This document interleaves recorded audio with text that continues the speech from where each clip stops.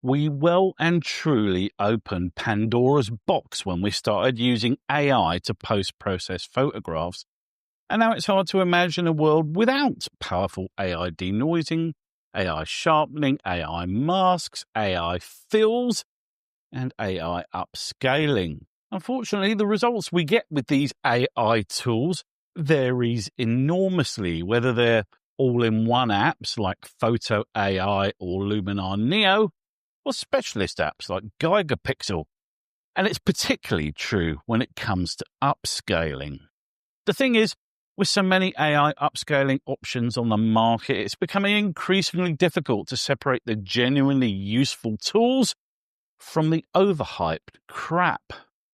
And let's be honest, when you're trying to salvage an old photo shot on an ancient digital camera at ISO 6400, the last thing you want is to make the bloody thing worse.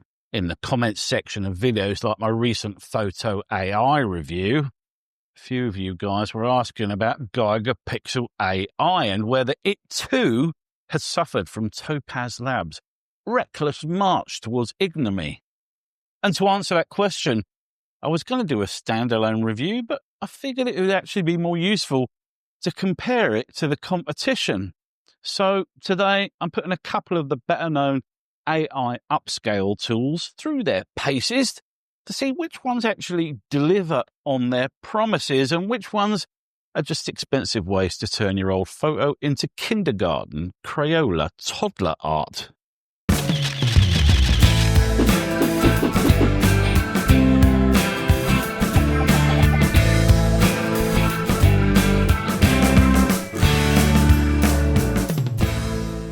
No, this isn't a comprehensive roundup of upscaler tools. I've not included Photoshop, Photomator, or the open source app Upscale, because it would have been a 45-minute video, but I will be looking at those apps in future uploads. If you were wondering, I also won't be including Photo AI because I think I've already made my views on that particular app crystal clear in my in-depth review from last week. The timing of this video worked out pretty well for me. Topaz Labs just rolled out a sizable update to Gigapixel AI with version 8.4 and inevitably, hot on its heels, 8.4.1 with a heap of bug fixes. In addition, Luminar Neo has been steadily getting better and better over the last couple of years. No, really it has. And Topaz also has strong competition from apps like On1 PhotoRAW. So those are the three apps I'll be looking at today. Also, just to be clear, I'm only looking at photographs. Gigapixel also upscales artwork, diagrams, and generative images, but my focus is actual photos, and that's where I kept it. Okay, let's kick things off by talking about the individual apps, and then I'll showcase some comparisons I collated during my testing. After Topaz somewhat disgracefully did the dirty on all of us who'd bought lifetime licenses to their original trio of AI apps. Many folks swore off their products completely, but I decided to hang on to Gigapixel AI because at the time it was the best upscaler on the market. Gigapixel 8 definitely has the nicest, most modern and cleanest interface of all the upscaling apps. It breaks down like this. We've got our preview here in the center of the screen. Down the bottom, we've got our image queue. On the right-hand side, we have the upscale options and the model selection for the photo we're working on at the moment. Obviously, the model that you choose will depend on the type of photo or graphic or illustration that you're processing, and it's important to select the right model for the job. There's a general purpose model, which is standard here. You can see it says for most images.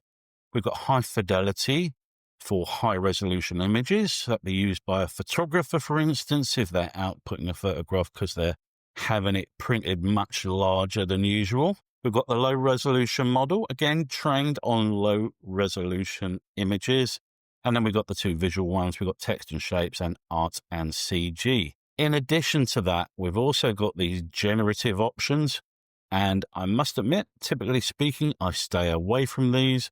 As a photographer, I don't want any fantasy generative AI stuff in my photographs. I like to keep it as real as possible. But if we go into this Recover version 2, we can see the new pre-down scaling option. And what this does, reduces the quality of the image by blurring it slightly so that it can then better upscale it. It's basically the same way that generative imaging systems work on something like Stable Diffusion or Midjourney. We've also got this face recovery option, which will only be enabled if you can detect faces in the photograph. If we select one with people in it, for instance, this one, any of you who saw my video about Photo AI may recognize the ladies on the bench. And as you can see here, we've got an option to select faces. If the faces are large, then it will find them itself. But if they're not, then you'll have to manually select them by clicking on that and then clicking on the selection boxes. And you've got a couple of options. You've got two different modes, creative and realistic, and a strength slider. The farther you put that strength slider to the right, the more generative the results are going to be. So typically, you want to keep it down the low end. And I've also found that, weirdly, I get much better results with the creative mode as opposed to realistic mode. When you're upscaling your images, you can just choose a ratio that you want, something like 4 times or whatever. But if you're a photographer, the odds are that you're outputting an upscaled image to be printed on a specific size for a client, perhaps.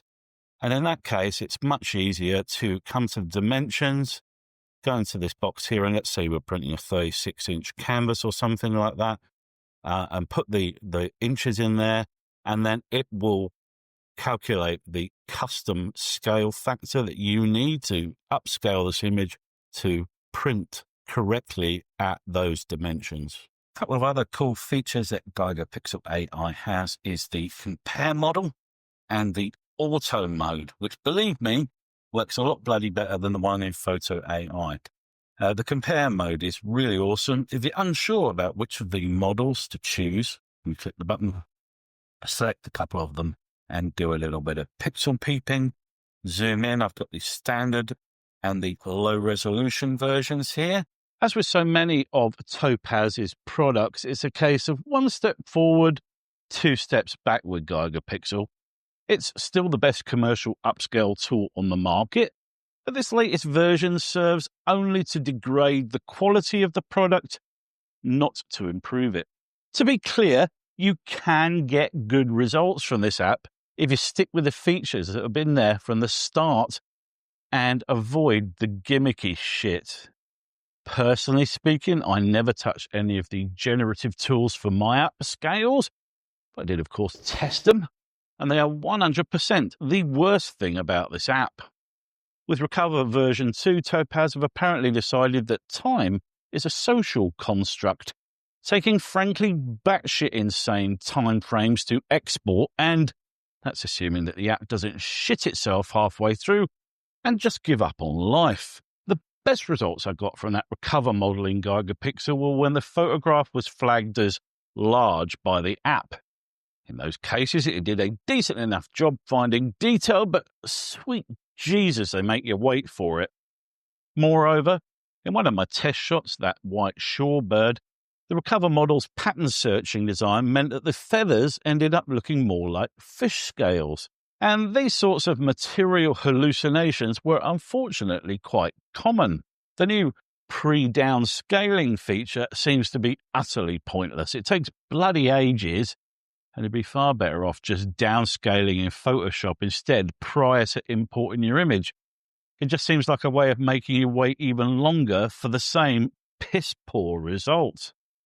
The new redefined version 2 has a habit of plastering everything with excess fur, like it's trying to compensate for something, and it's probably of most use to incarcerated offenders, since it can take as long as a day to work its magic. Hey guys, just testing the speed in Gigapixel. Got a image in the queue here. I'm upscaling in size, a 2 times upscale. And I also did a redefine creative prompt to this. It's the image of a bird. I said add another black cockatoo on the same branch. Now you can see how far the progress bar has extended. This is how much time has passed so far. Here's my stopwatch. We're at 21 minutes and 14 seconds. And it looks like it's about a fifth of the way through. So assuming it's not one of those bars that suddenly goes whoop and finishes super quick, looking at well over an hour to process this image. Let's check in on the render. We're at about a quarter of the way through. The stopwatch is at 33 minutes. The more observant amongst you might have noticed I've actually changed my top. I'm in my workout top. I'm going to go and walk on the treadmill. I'm going to walk for about an hour. Let's see if this is finished by the time I finish my workout. Well now, here I am, been on the treadmill just under an hour. And the progress is at about 1/3. Let's stop my workout. And I think we'll also stop this render as well. Is there a more pointless feature than this? My general advice with Gigapixel is to stick with the version 1 models. The standard model worked consistently well for me. Avoid the generative crap completely and keep those sliders over towards the left. Oh, and if you haven't paid to upgrade recently, you really shouldn't bother, as Photo AI 3 is better than Photo AI 4, so Gigapixel 7 is better than Gigapixel 8.4. While Topaz Labs are busy trying to upsell everyone to their ridiculously expensive cloud credits, On1 have tried harder to cater to the actual needs of photographers with PhotoRAW 2025. They added their Resize AI tool to the app in 2023 and have steadily tweaked its feature set since then. On1's Resize AI seems to me to be pitched much more squarely at actual photographers, as evidenced by the presets you can see on the left side of the screen here, which are special settings for the common papers that you'd use in something like the Canon Pro series of printers. It's a really nice little setup. We've also got some video export option and a web and email. So all the common stuff handily set up for you and ready to go. Over on the right side, you've got all the settings for Photo AI. Here we can choose the method. We've got Faithful and 2023, along with some original kind of bicubic and fractal-based resizing. They've also included the noise reduction options, sharpening, face recovery, film grain tiling, and gallery wrap options on there. I wouldn't recommend using the noise reduction in On1. I would suggest if you're going to upscale with On1 PhotoRAW, that you use something else to denoise, because I don't find their denoise is very effective. The sharpening, however, is quite good, but you do have to go easy on it because it does have a tendency to put halos around stuff. In my testing, the face recovery wasn't great. Up the top here, we can set the actual ratio that we want to output, the size.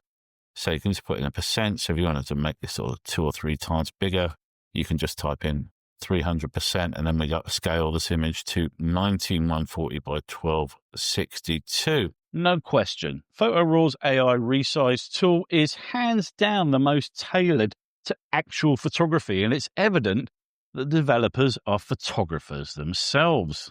Having presets for the most commonly used professional paper is a nice touch. Just choose the paper size and the size from that preset window and you're all set. Or at least you would be if the AI Resize wasn't quite so aggressive. Pretty much all of the test images I upscaled with On1 displayed higher levels of contrast than I'd routinely apply myself in post-processing. Turning up the smoothness slider fixes some of those halos, but it also robs the photo of detail the further you push it to the right, which means you end up having to choose between halos or blurred detail, because apparently you can't dodge both. There's also a small but noticeable loss of dynamic range in upscales, within wide dynamic range subjects such as a sunrise or sunset. I have noticed that Luminar Neo has been steadily improving over the last few years, and I had high hopes for the upscaling since AI has been a core part of this app from the very beginning. Luminar Neo has the most primitive of the upscaling facilities of the three apps I've tested in this little roundup. You can actually find the AI upscaling hidden away on the catalog screen. It's over here, resolution enhancement, upscale. You can't do batch processing with it either. You just take one shot and you just drag it into the window. You've then got these options, 2 times, 4 times, or 6 times, and that's your lot. You can select the model. You can either go universal, experimental. I wouldn't go with experimental. There's also a face enhancer, which in my testing didn't do very much at all. And you just set it going. It is at least quite quick, but in my testing, I found that the results were far too smoothed out. Way too much detail was lost in the upscale. And I wouldn't recommend it for using stuff to upscale low resolution photos. It will do an okay job if you're working on a high resolution image. You just want to double the size of a RAW file, for instance. In those instances, it does an okay job. Skylum, the developers of Luminar Neo, have dodged the worst results of AI upscaling by keeping their implementation as simple as possible. There are just 2 methods, only one of which is usable. No custom sizes, just 3 baked-in ratios, and a single face recovery option. In my testing, the results were noise and artifact-free, but they smoothed away the detail as well. The standard model didn't ever hallucinate on me, but the results definitely weren't sharp enough for something like print use. I'd say it was useful for emergency purposes only, and for upscales to use online only, definitely not for print. The bottom line, when it comes to upscalers, is that we're still a long way from perfect. And in fact, the more the developers lean into the generative side of AI for stuff like face recovery, the worse they seem to get. And there's an important distinction to be made here between machine learning and generative AI, because they produce wholly different results. Machine learning is the old way to upscale, used by Adobe in their super resolution tool and by Topaz in earlier versions of Gigapixel. These use convolutional neural networks, which are great at recognizing patterns in spatial data like photographs. The results you get from machine learning upscales are more restrained than generative versions and consequently more usable in the real-world scenarios, such as photographers upscaling prints. If you've ever been pleased by the results you got from an upscale, then the odds are it was a machine learning method and not a generative or combination method. That's because the results that you get from generative imaging upscales effectively recreate the image or the specific parts you targeted using subject or face selection using the same methods you'll find in Sora or Midjourney or Firefly. It's a transformative technique that makes it possible to upscale poor quality images only if you're prepared to accept that upscale in this case means that the end result is not the same photo you started with. And if you're going to end up with a different image, then why not just get Sora or Gemini to do it in the first place using your photo as a reference? It's certainly cheaper. When used with extreme restraint at the very low end of the strength slider, generative upscale can sometimes be useful, but when the system is given greater latitude, you end up with what is essentially a CGI recreation of your photo adorned with random crap. Furthermore, the generative systems are prone to hallucinations that can lead to some downright weird results. And even when they're reined in, you still often get results like altered face shape, changed eye color, and weird hairlines. The golden rule of programming is garbage in, garbage out.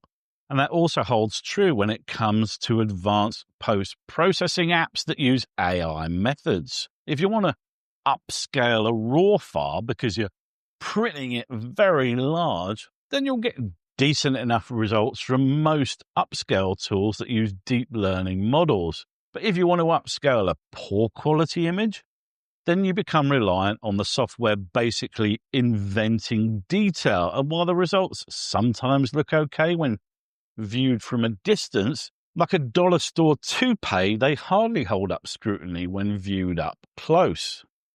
Gigapixel AI is still the best image upscaler on the market, but it peaked at version 7. After that, Topaz started adding increasingly worthless generative tools that create hallucinations and overprocess CGI-like results. With batch processing and the specialized upscale methods, and assuming you stick to the old models, it can deliver decent results. But the pre-downscaling feature is largely bollocks, and it didn't deliver any useful results in my tests. On1 PhotoRAW Resize AI tool has a heap of useful features, but it struggles badly on retaining detail in low-resolution images and adds unwelcome contrast and edge halos. Luminar Neo works about as well as On1 PhotoRAW when dealing with high-resolution upscales where the original has plenty of detail and low noise levels. But when used with low-resolution images, it tends to smooth all the detail away, even when used at its lowest strength setting. So for the occasional upscale of a high-quality image, both On1 and Luminar Neo will suffice.